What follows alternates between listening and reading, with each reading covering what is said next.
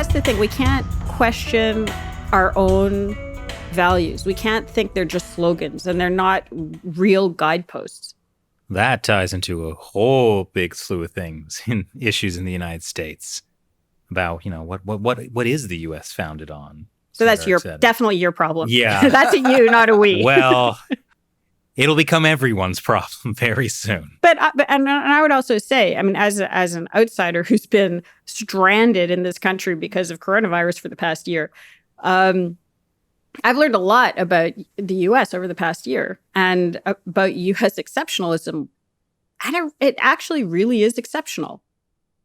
I mean, Tell me more. Well, it's a country that was founded by people that not only didn't trust each other, but didn't trust the government, right? Yeah. So the founding documents are they're deliberately defensive of individual liberties in a way that no other country is. And with an understanding of both how government can go off the rails and how the mob can go off the rails, right? So it is, sometimes, people will ask, I'll talk about China's grand strategy and they'll say, oh, well, what is the U.S. grand strategy? There isn't so much a grand strategy, but there is a roadmap towards a more perfect union, right? And yeah, it's very imperfect and it's, gotten better. And I would argue that, this period in history is better than it was 50 years ago, which is better than it was 50 years ago, which is better than it was 50 years ago, which is better than it was 50 years ago, which is really all you can ask for from a society, that there is a striving towards this more perfect union. And the relationship between the states, and the federal government is something also I didn't really understand until this last year, which is another interesting check on power, on this balance of power. So there are mechanisms built into the system that are unique and that are worth understanding better. It's not a perfect country. There are no perfect countries because there are no perfect people, and people are what makes up a country. I mean, this is also in the founding documents, right? Yeah, I think it's interesting, when the founding fathers were making these documents, they must have also been looking at each other and themselves and I don't trust you. Yeah. I don't trust myself. Yeah. And that's correct. That's the right thing to do. That's why it can survive. So I think that, there is a need to understand the things that make this country, your country, exceptional, and why they should be fought for and defended, and why there isn't this false equivalency. There is a mechanism built into the foundation of this country that allows it to improve. The foundation of the Chinese Communist Party only allows it to be more authoritarian and communist and controlling and that stuff. That the trajectory is not the same. It's founded on blood. And it's founded on lies about how human beings behave and what the relationship. That's communism. That's Marxism. Yeah. Yeah. So trust yourself, be yourself, and support the people around the world who believe the same thing and want the same thing. That's it. Yeah, I guess until the U.S. gets its own culture wars or whatever. Oh, I mean, I don't know if we're ever going to be absolutely done with. Yeah, but as long as we are so busy, what you said about, hey, the country's getting better, there's a whole argument about that not being the case, which is absurd. And if we can't even get our own heads screwed on straight, how is there ever going to be political will to challenge the Chinese Communist Party until it's too late? I mean, that could be kind of a chicken and egg situation. But we also don't necessarily have to deal with it because, the founding fathers came together despite major policy differences and decided that, okay, the priority is independence from England, and we're going to at least come together to fight that. And then they dealt with other issues. I mean, yeah, as they went on, they kind of hated each other. Yeah, I mean, slavery obviously is the biggest elephant in the room there, but there were many other issues that they couldn't agree on. But at least they're in this issue, we must hang together, otherwise we shall hang separately.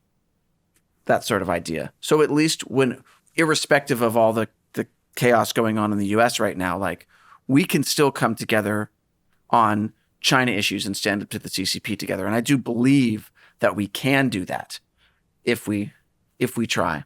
I'm not that optimistic about that. I think what you're talking about, if we don't fix the culture wars happening in this country, we'll just be at each other's throats until it becomes a kinetic war, and then we are all forced to realize, oh, that's the bigger threat. So I don't think they're disaggregated. So I think that there's a very big external impetus to exacerbate your culture wars, right? I think there are hundreds of thousands of Chinese PLA people sitting on their computers trying to figure out how It's to an use. obvious strategic advantage for Yeah. them. Well, so you're saying that the Chinese People's Liberation Army is making our cultural and societal tensions in the U.S. worse as part of I their mean, we strategy. already have proof that Russia did it. They've been doing this for. I mean, in the early 70s, Mao invited Black Panther leaders over to China. And right. and the Black Panthers were, I mean, and this is the thing. It's a response to a legitimate problem, but it's not a legitimate solution, right? The problem is real, but Maoism isn't the solution, right? So unless you do have to address the legitimate problem, but with a solution that isn't China. And that's or appeasing China or giving it to China, whatever. So they've got half of it, but the other half, they can't deliver that solution. I mean, if the Black Panthers had actually gotten their way in what they wanted, they wouldn't have been creating a society that was more equitable for their people, for the people who they said they were representing. But that's just about how long China has been injecting itself into creating that sort. They weren't reaching out to peaceful bridge building organizations. They were reaching out to more divisive organizations, and very overtly. I mean, there's that acupuncture clinic in the South Bronx in the early 70s that was run by the Black Panthers and the Young Lords, and they called themselves Barefoot Doctors, and they had posters of Mao on the wall. So, and some of them went for training in China, and as they were doing acupuncture, they were doing political education. So it's been a component of Chinese political warfare against every country that it sees as a threat, including the U.S., for decades and decades and decades. Yeah, I mean, if people in the U.S. are under the notion that the U.S. is the most evil country in the world, then why fight the Chinese Communist Party? It won't happen. Yeah, and they don't even think about it. And that's the point, is you don't even think about China. And this is why, so the people in the Indian strategic community think it's very likely that you'll see an increase in terrorist activity. Because if you're... Terrorist activity where? Against the U.S. and against Europe. Mm-hmm. Because if the security establishment is distracted by the terrorist threat, then there's less attention paid to China. And China uses proxies. And this is the China-Pakistan relationship, right? So, and others, but India knows it through the China-Pakistan relationship. So the Pakistan attacks, some of them backed on India, seem to have Chinese logistical support, if not more. So that's why you end up with huge vulnerabilities across the board. And this is what political warfare is, right? It's everything short of old school, we line up with guns and you line up with guns. And if you have a vulnerability, if you have a social vulnerability, if you have an economic vulnerability, if you have a political vulnerability, the Chinese Communist Party will identify it and try to make it bigger and more destructive. Mm-hmm. So are we ending on a message of hope? Yeah. I feel we were almost there at one point. Yeah. I mean, the hope is we're right. Our systems are better.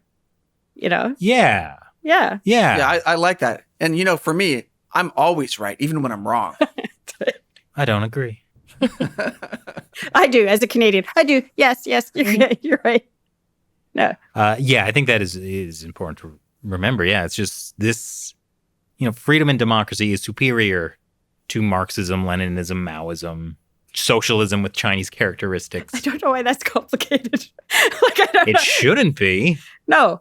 And if you believe it, you should be ready to stand up for it and fight for it, whether it's in the Solomon Islands or in your city council. And ideally at a time when fighting for it involves, hey, let's build an airport here instead of let's send troops here. Yes, that's exactly right.